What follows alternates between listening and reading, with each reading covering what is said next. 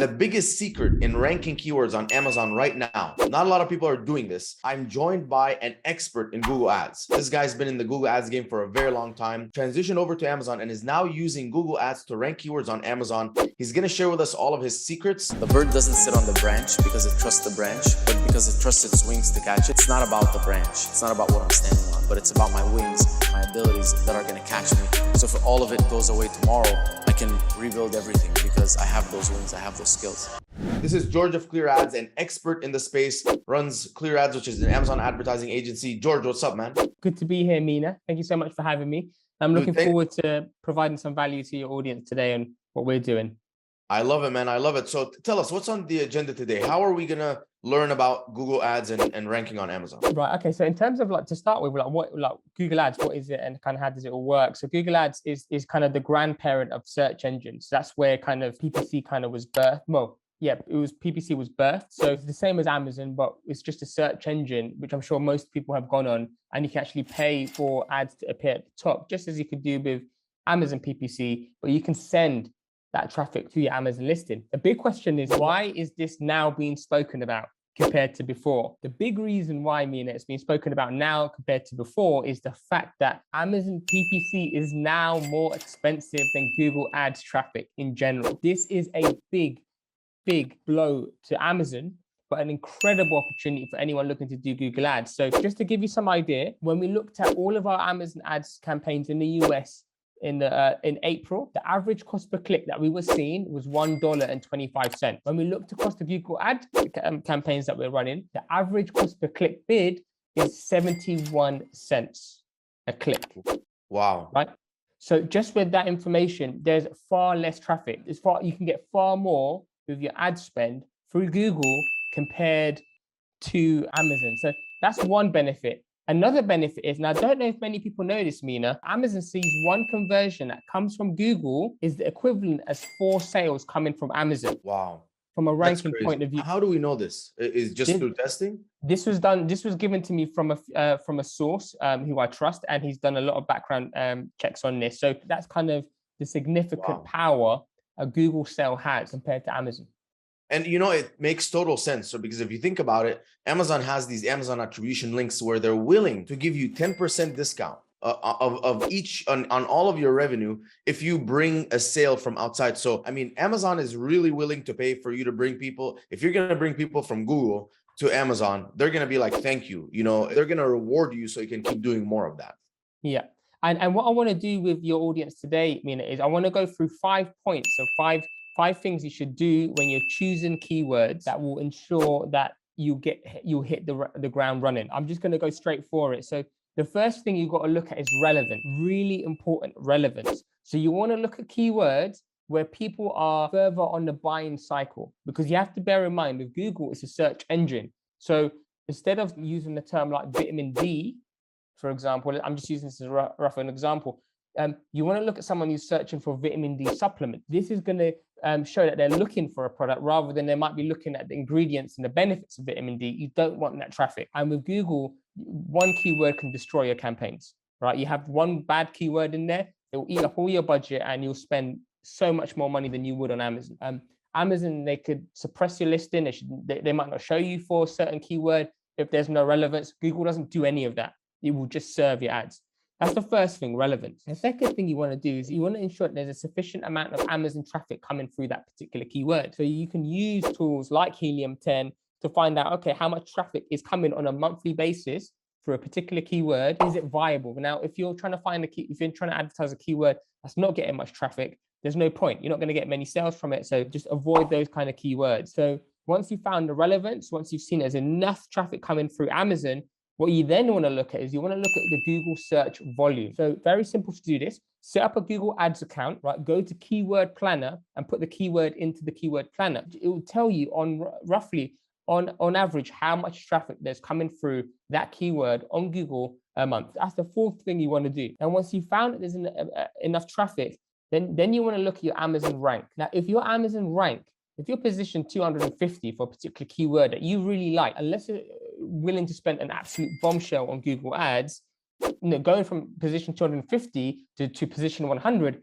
isn't going to make a big difference unless you have a product where people are really trying to discover and find out the right product. If it's an impulse buy, they're not going to go down past the first page. So you want to ensure that you have you're targeting something where your position might be 32, because there might be a strong chance you can get it to position 8, position 4. Now, if you're in position 10, that's also another really good potential to increase the ranking of that product. So Amazon rank is then the 4th thing you want to look at. Now, the 5th thing you want to look at now is that how much has Google estimated that the cost per click is going to cost you? This is a big one. Right now, if Google is saying the average cost, the estimated cost per click is $4, $5, $6, right? You want to stay away from those kind of keywords, because there's a likely chance that there's a service that's related to the keyword that you're trying to target that also sees that keyword and bids on it.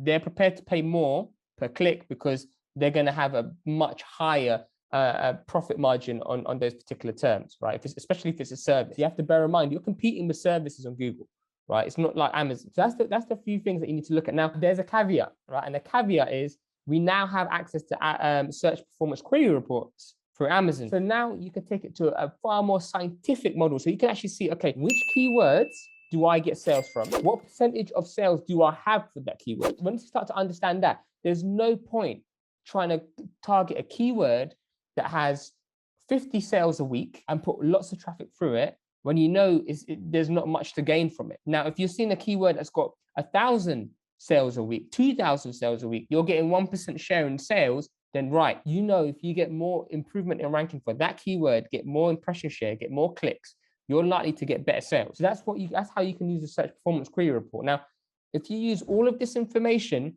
you're more likely to see better results from Google Ads. Now, there are also a few things to bear in mind when you're running Google Ads. So the first thing you got to bear in mind is it is not going to outperform in terms of ACoS compared to Amazon. If you're thinking you want to run Google Ads for that reason, then there's no point. You have to bear in mind it's a search engine. There's a small chance this could potentially happen on higher margin products, but that should not be the main reason you go into Google Ads.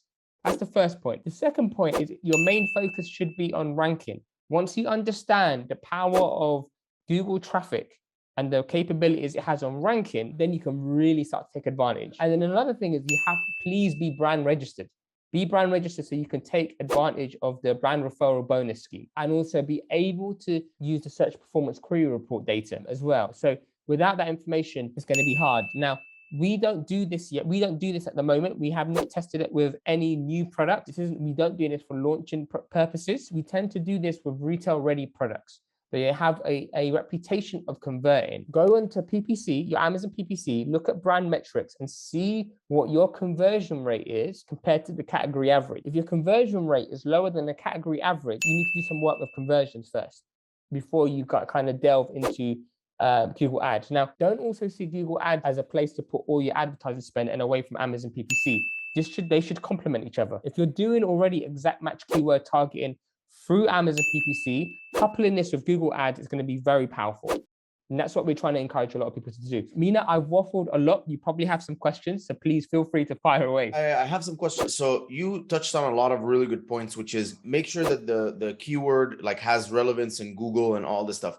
What about keywords like buy vitamin D? Would that give me rank for the keyword vitamin D on Amazon? Yeah, that's a very good question. Now, when you have a keyword that you're targeting on Google, right, what will happen is Google will send that information to Amazon. So when someone clicks onto the ad and it goes onto Amazon, that keyword is going to show up on the search bar. So what will happen is it's going to help with the ranking for that buy variation. It's not going to help for ranking for that particular keyword variation. So that's why it's also important to review the search terms on Google and consistently add negatives to those search terms. So in 2018, Google decided, hey, exact match is no longer going to be exact match. They added all these variations. So you need to go in to ensure you're getting ranking for that particular term. And then my second question would be, would it be fair to say, like as an SOP, let's say that we're giving people, you go into your search query performance report for that ASIN, download it, sort by conversion share, and then add one more column for keyword search volume, add one more column for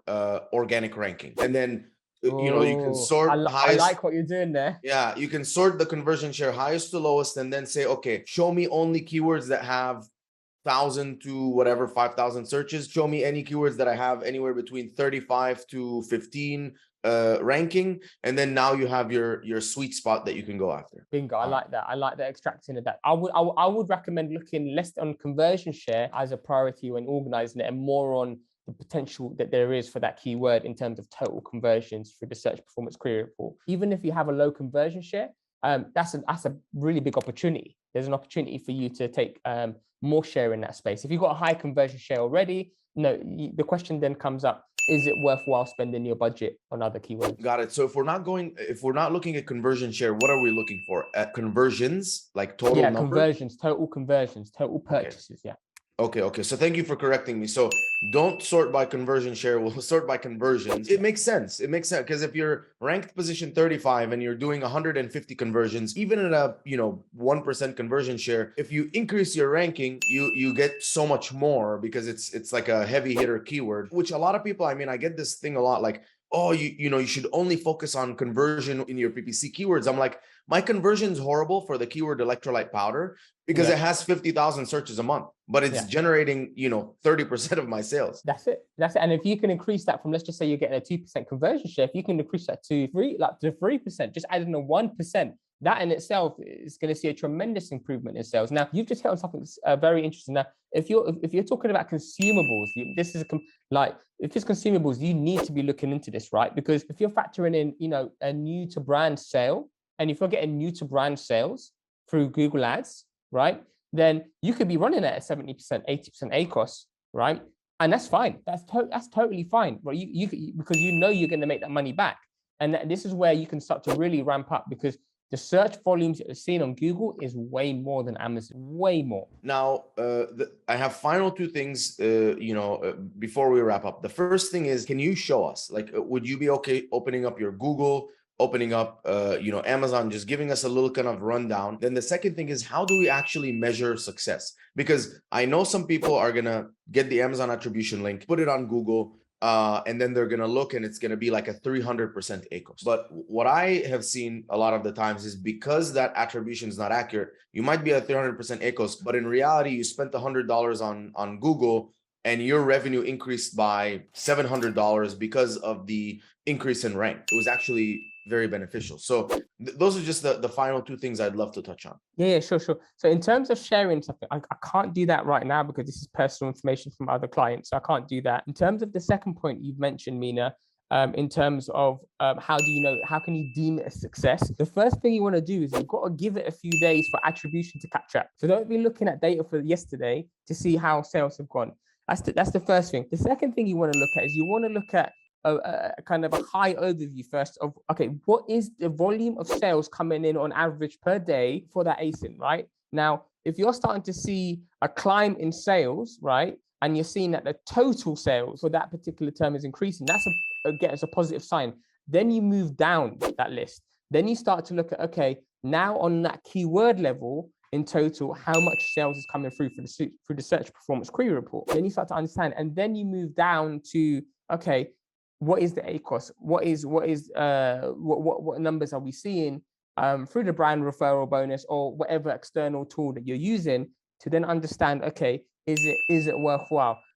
Give it 1 to 2 months for it to really kick in, because you're at the beginning, you're discovering what keywords work, what terms are good. You're adding negative keywords to ensure you're showing up for that particular term. So you need to give that time to soak in and marinate before you start to get rid of keywords and start to refine. Okay, and what would you say your let's say ramping up period is? Would it say can we say safely 30 days where you can optimize and add negatives and change things until you're like, okay, I'm happy with the performance? And what should we be happy with? Like, in terms of when you look at your Amazon attribution, what should we be happy with in terms of like, if I spend $100 on Google and make from that attribution link, $100, should we be happy with that? Or like, what is kind of our gauge? That's a good question. So at the beginning, we're seeing the ACOS of 150, 200, 250%. And you're talking in the first month, right? Okay. Now, in the second month, it will start to go down under the 100%. So that's what we're seeing. And then you can start to see much better ACOSs. But if you're talking about consumables, at that point, it's not even that bad. We had one account we've just taken on 2 weeks ago the ACOS has started at 80%. So that's a very, very good start. We haven't even started to cut things out. That's the kind of numbers you should expect to see when you first start running these campaigns. So basically your ramping up phase is about 30 to 60 days, anywhere between 30 to 60 days. And then don't think that this is going to be a 20, 25, 30, 45% ACOS sort of play. 80%, 90% ACOS is fine, because when you combine like all of the benefits that you're getting from ranking and getting better organic ranking and all the additional sales, it's probably way better than 80%. So let's always look at the additional Google spend, add that plus your PPC spend, and look at your total sales, and then come up with a new total ROAS. And obviously, if you're tracking profit, that's the best possible scenario. Yeah, and another thing to bear, tracking profit is going to be key. Another thing to also bear in mind for the sellers out there, if someone like Mina is doing your PPC, or if someone is doing your PPC, it is always going to be better to go with whoever's doing your PPC, right? Because then they can align what they're doing with Amazon PPC with the Google Ads stuff. What you don't want to do is you don't want to have disjointed, one company doing something, another company doing something else. And if you are doing it internally, then be prepared to share your PPC with whoever's doing your Google Ads, because you cannot be working with just that data. You need to have a complete picture of what's going on before you're making decisions on Google Ads. I love it, man. This is perfect. And guys, for everyone that is not as good as George, right, and wants to do this yourself, I mean, reach out to George for questions. If you're not as good as George, I'm gonna link 2 softwares below. Amped is one of them, and PixelMe is the other one. Both of them make it very easy to do this process that we're talking about, which is combine your Amazon with your Google, and then launch campaign, like choose the keywords, launch campaigns, connect everything. And then, obviously, I know that they give you data, but I always I do my own data. I have a spreadsheet. I do my Google spend. I do my PPC spend. I do my total sales. And I mean, dude, you have to be super careful. So where can people find you? I mean, I'm going to link everything in the description, George, but where can people find you? Oh, it's George Maressa. I got a very unique name. If you Google Maressa, George Maressa, then I come up everywhere. So Facebook, you can go clearads.co.uk. And like Mina said, even if you just got a few questions and you want to see if there's any validity on your product, to kind of just to test it on Google Ads, just let us know. We'll be happy to kind of take a look and see if it's worthwhile.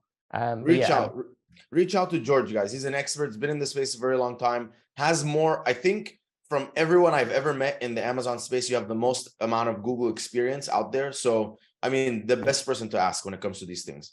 Brilliant. Thank you. All right, take it easy, guys.